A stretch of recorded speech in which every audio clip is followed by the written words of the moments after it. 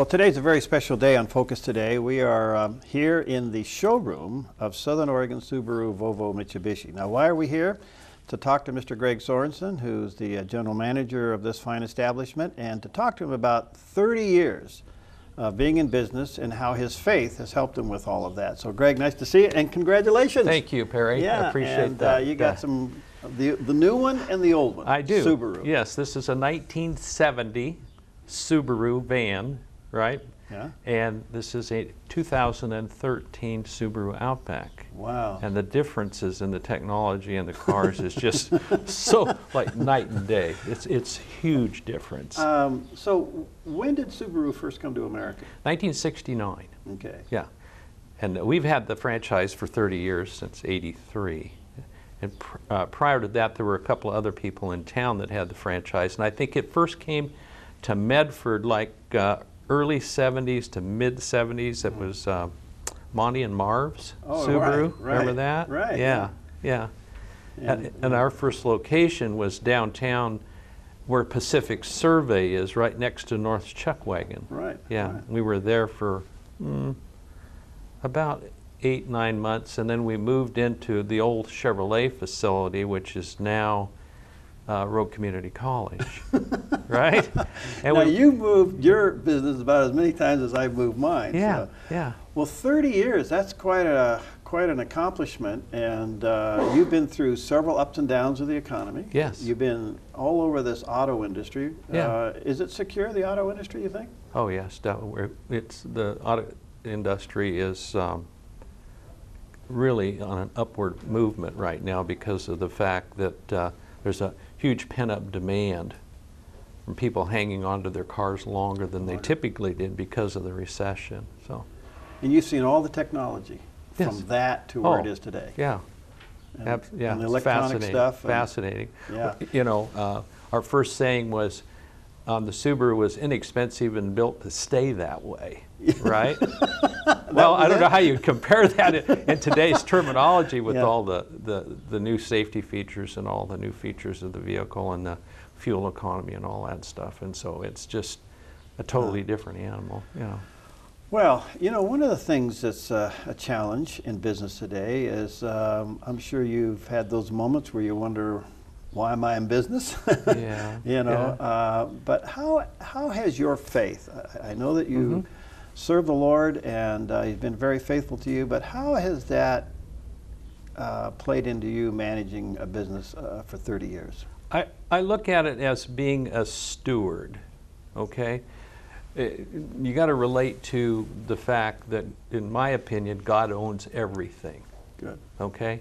And that being a good steward is really what we're in charge of, right? He can take it all away in a minute, right? And so that is basically what I've tried to do, and I've been very fortunate. I've had wonderful partners that have supported me and taken good care of me, and I've enjoyed 30 wonderful years of that. But I think that attitude of being a steward and not trying to hang on to it too tightly as though it's yours is an understanding. And so I've really tried to gauge the way I do things around that premise, okay? And so I think that's helped me a lot in the way that I run my business. You know? Well, sometimes it's hard to transition from being a business owner to where you really let God own it. Oh, it's a constant thing that I don't think anybody ever really gets to that point and says, okay, go for it, it's yours, go for it. Yeah. But I mean, if you have to, you try to take that attitude, and I look at it in my giving, right? Our pastor Sunday did a great job in regards to this whole premise of tithing, right? If you claim that God owns everything, all right, and all you have to do is give 10% back, well then God's pretty generous. You get to keep 90. Yeah, right. And so that's the way I really look at things, and I get a great deal of joy from helping, leading, and I think the higher you get in an organization, the more of a servant you become. And I think that you have to really have a servant's heart, not taking away from the fact that people need to be accountable, and you need to make people accountable for what they do. But there's a lot of joy in seeing people develop, becoming stronger people, strengthening families. Have you ever had your faith challenged running this business? No, I can't say I have in regards to somebody just challenging me. Well, you know, I mean, sometimes it just gets hard.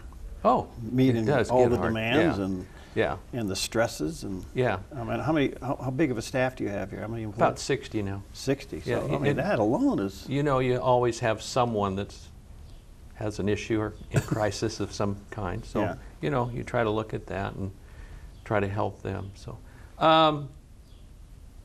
challenge my faith in the regards to. I just feel blessed that I'm here and have an opportunity to do this. That's I really wonderful. do. Yeah. You know, so often running a staff of 60 people, there's a fine line on how, in today's world and with all the issues that we deal with, laws and everything, you want to help, but can you help and should you help when you're dealing with employees? Well, there's only a certain amount that you can do, but you can certainly try to improve their working conditions and support them in whatever ways that you possibly can in regards to upholding them, making sure that they get what they need to develop themselves and become the best that they can be in their jobs. And I think that spills over into families. Yeah. I really do, you know. You know, the other thing is, and one of the reasons, 30 years is just an incredible accomplishment. When or how do you see selling cars as a ministry?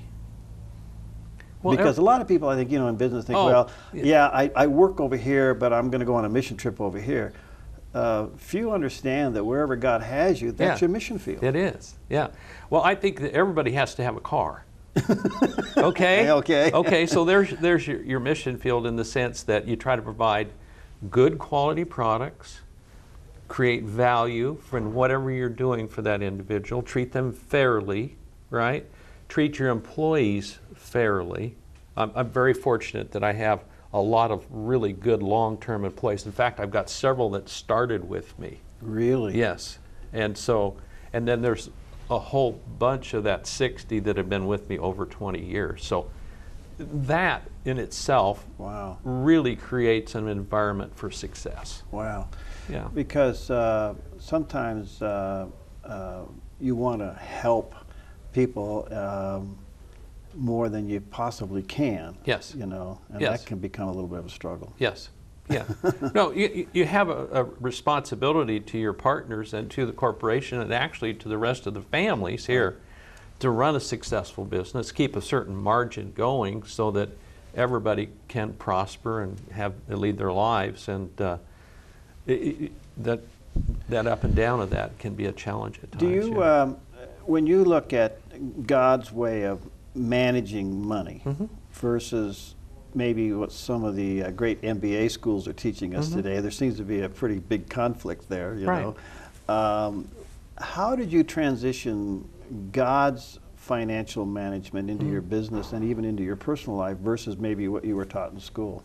Well, again, back to my partners, I'm fortunate that they have the same philosophy of staying out of debt, right? Being debt-free, living debt-free, and managing yourself personally. In other words, don't be slave to the borrower, lender, like Proverbs says, right? And I don't know if you know this or not, but I teach Dave Ramsey's financial class at our church, along with another fellow, and trying to help young people get established and using money the right way. Well, that's a big issue. Yeah. And are you able to share those principles with any of your customers along the way?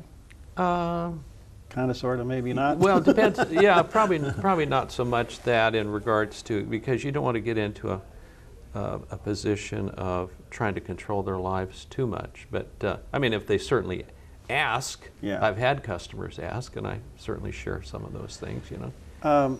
You know, the The cars business has always been fascinating because a lot of advertisement goes into your industry, a lot of competition among makes and brands. For the most part, you sell a foreign product and competition with the American product. Is there still a camaraderie in that? I mean, in spite of that, the industry gets along? Well, I would have to say in this area that we get along well with each other. We actually have a New Car Dealers Association that we meet every other month, and we sit down and discuss things that are going on in our industry that might be affecting our businesses. And we do have a very cordial group locally. I can't say that maybe for every city, but at least locally we can do that, yeah. So what's Subaru telling you the future is? Oh. Yeah, they're running at capacity, and they've broken ground at their plant in Indiana. Excuse me. So they're going to have a plant inside the United States. We have had one since 1990. Okay. That's Okay. where the Legacy and the Outback and is built, and the Tribeca. And they're expanding that plant because they're selling everything they're making. Right? Yeah. And so but that's going to be 2 years away before that's actually on board, and they're going to manufacture the Impreza there as well, because right now it's all in Japan. Wonderful. Yeah. Let me take a quick break. We're Yeah. talking to Gregg Sorensen. He is General Manager here at the Southern Oregon Subaru Volvo Mitsubishi, his 30th year anniversary. We'll be right back.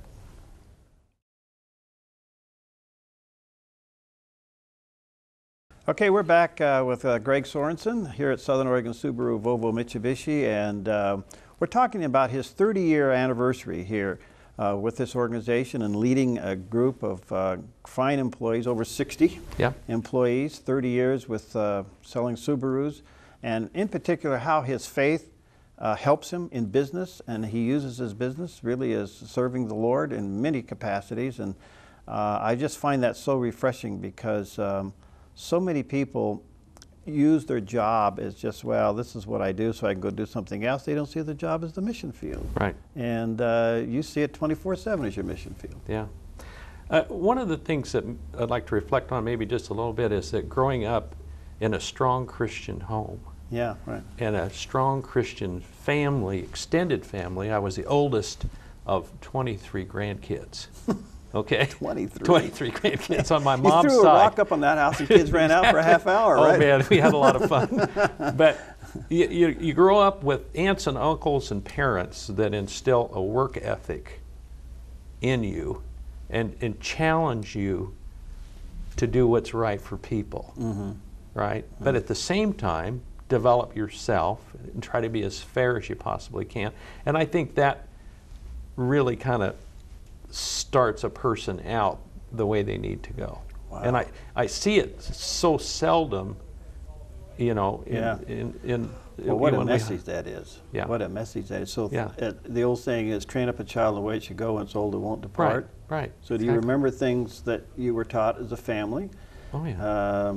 23, you say 24? 23 grandkids. I was the oldest of, yeah. That is just absolutely wonderful because that became the foundation Right. for what you're doing. Right. Do you see being in business as you are among your colleagues in this industry, outside of your partnership, but just other people, do you share with them your faith? Yes, I do. In fact, I'm involved in what's called a 20 group.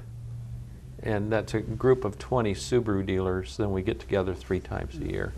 And fortunately, there's quite a few people in that group that are Christians that I'm able to share with and talk It's just with. so refreshing because it seems like there is an underground evangelistic.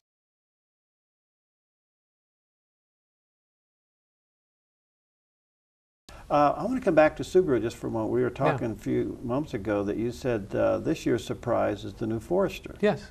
What'd they do? What's the deal? Well, they restyled it.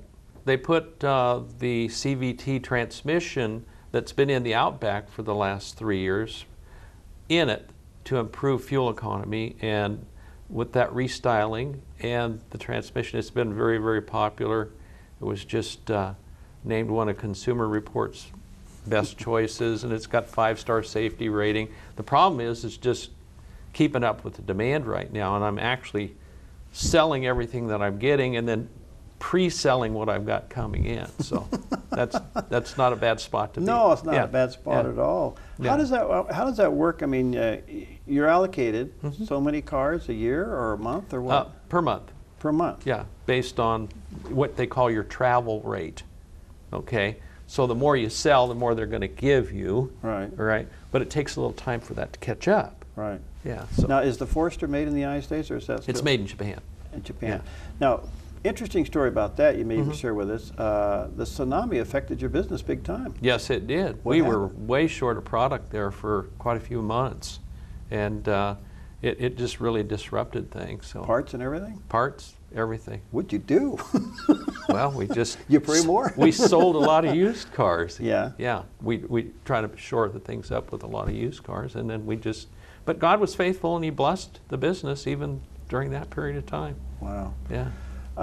You know, just back to being a Christian businessman, to me, it is so important that in this economy and with all the confusion that's going on in our culture, and you know, you and I talk privately about how messed up things are. Yeah.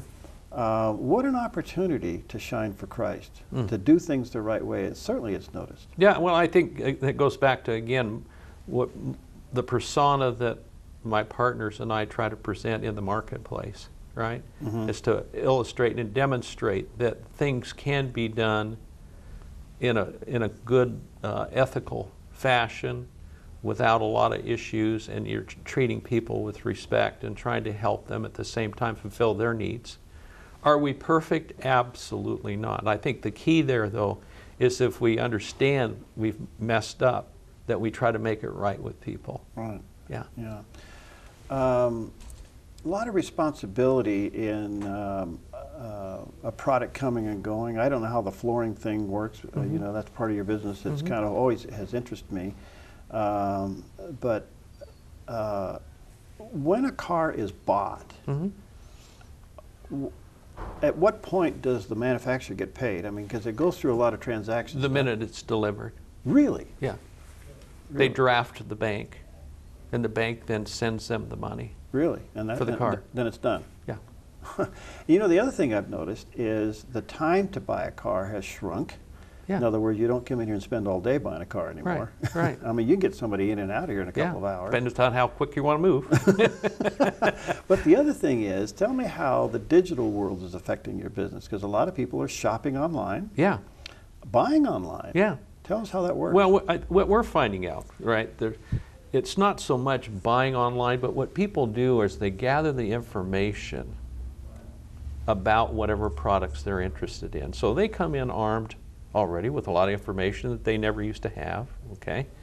And it actually makes our job a little easier, because we do communicate with people on the internet if that's the way they want to do it, but most people will choose to get the information on the internet and then come to the dealership and then say, I'm looking for stock number such and such, or I see that you've got this car and I'd like to drive it. So, and then we do a good product demonstration and create value for people. And so your website is kind of like a multi-salesperson. it's a conduit to bring people in the store. Yeah.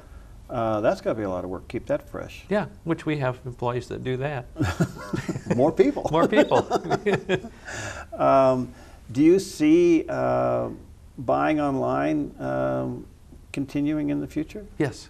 Because one thing I've noticed, people who do it, they'll shop your inventory and they'll check out everything and do all the comparisons of the features and everything else.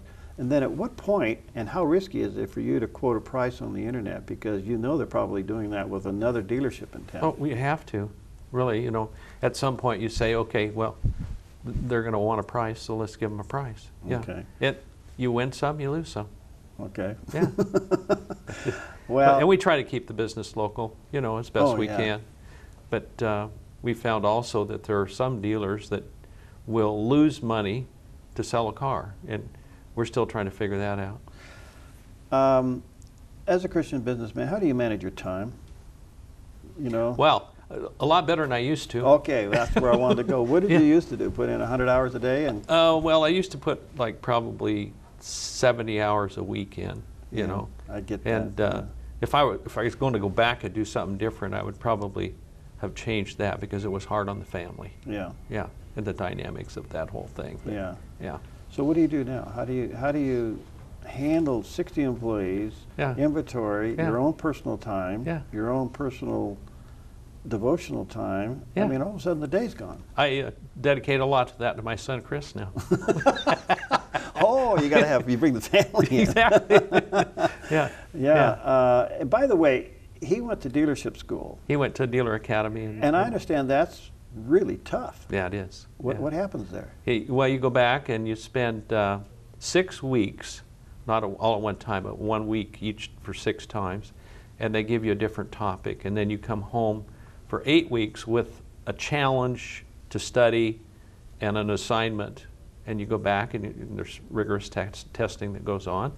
And once you complete, then there's a graduation ceremony, and it's not an easy thing to do. Yeah, I heard it's pretty grinding. Yeah. But is that a prerequisite to owning a franchise?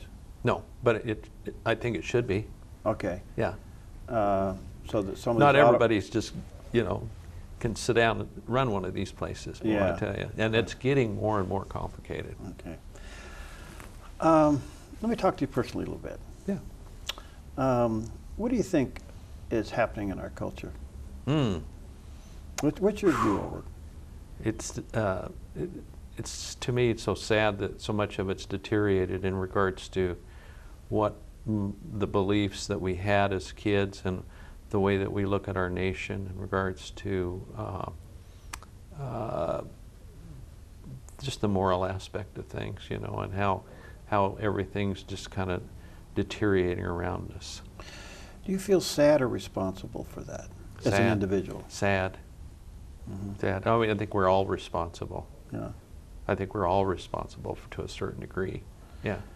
You and I are about the same age, and in our generation we have watched this thing accelerate under our nose. I mean, at a level that we're still kind of going, how did this happen? Yeah, right. Why is it happening? Why is there seem to be such an attack on God in America? Yeah. How does that make you feel? Sad. Really sad. Because it's mind-boggling. It is. Do you think that what's happening in Washington now becomes an opportunity in your business as well as ours to share Christ? Because people, the two questions we're hearing at the Dove is, who can I trust and what is truth? I mean, that really opens the door, doesn't it? Oh boy, it really does. Yeah.